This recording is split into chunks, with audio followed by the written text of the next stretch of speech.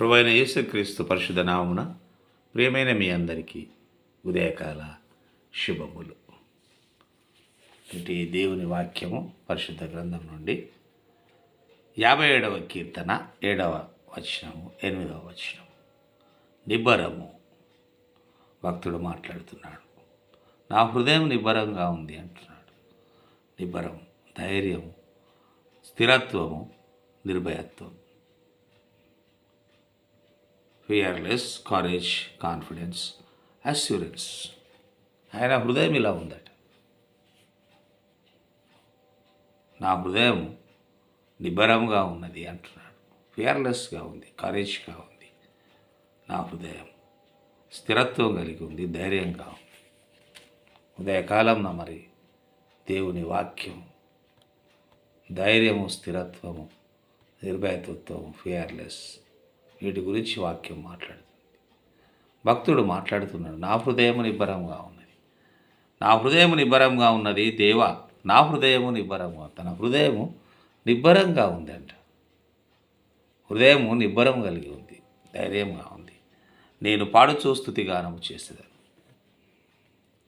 నేను పాడుచు స్తుతిగానము చేసేది. ఎందుకంటే నా హృదయం నిబ్బరంగా ఉంది, నా హృదయం ధైర్యము. నా ప్రాణమా మేలుకొను. ఉదయాన్నే తన ప్రాణం గురించి ఆయన చెప్తున్నాడు. నా ప్రాణమా, నువ్వు నిద్రిస్తున్నావా? ఇంకా నువ్వు చింతలో, బాధలో, దుఃఖంలో, వేదనలో ఉన్నావా? నా ప్రాణమా, నువ్వు మేలుకో. నువ్వు మేలుకొని చేయాల్సింది ఏమిటంటే, స్వరమండలమా, దాన్ని కూడా పిలుస్తున్నాడు. స్వరమండలమా, సితార, మీరు కూడా మేలుకోనండి. స్వరమండలమా, మీరు కూడా మేలుకోనండి. సితారా, మీరు కూడా మేలుకోనండి. నేను వేకువనే లేచిదను, నేను ఉదయాన్నే లేస్తాను, నేను ఉదయాన్నే లేస్తాను, నేను వేకువనే లేచిదను. నా ప్రాణమా మేలుకో అంటున్నాడు. వేకోజాము స్తుతి. దేవుణ్ణి వేకోజాముని లేచి మనం స్తుతించాలి. ఆ దినమంతా మనకు ఎంతో మరి దేవుని తోడు కాపుదల ఉంటుంది. మనం ధైర్యంగా ఉంటాం, నిబ్బరంగా ఉంటాం, ఫియర్లెస్గా ఉంటాం, కాన్ఫిడెన్స్గా ఉంటాం, కరేజ్గా ఉంటాం. ఇలా మనం ఉండాలంటే వేకోజాము స్తుతి చాలా అవసరం.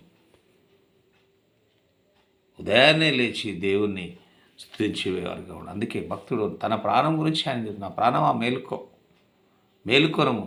అలాగే స్వరమండలమా, సితారా, మీరు కూడా మేలుకొనండి. నేను వేకువని లేస్తాను కాబట్టి మీరు కూడా మేలుకొనండి అంటున్నాడు. మరి అని ఆయన నా హృదయం నిబ్బరంగా ఉన్నది, నేను పాడుచు స్తుతిగానము చేశాను. ఉదయకాలాన్ని మనం లేచి మన దేవుణ్ణి మనం స్తుతించినప్పుడు మన హృదయం ఎంతో నిబ్బరంగా ఉంటుంది. ఆ దినమంతా మనం ఎంతో ధైర్యంగా ఉంటాం.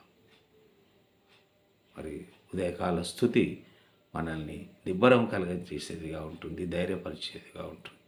మనమంతా ఉదయకాలం లేచి దేవుణ్ణి స్తుతించి ఆరాధించేవారిగా ఉండాలి. మన హృదయాలను మనం నిబ్బరం కలిగి ధైర్యముగా ఉంచుకునేవారిగా ఉండాలి. అటువంటి కృప దేవుడు మనకు దయచేయునుగాక.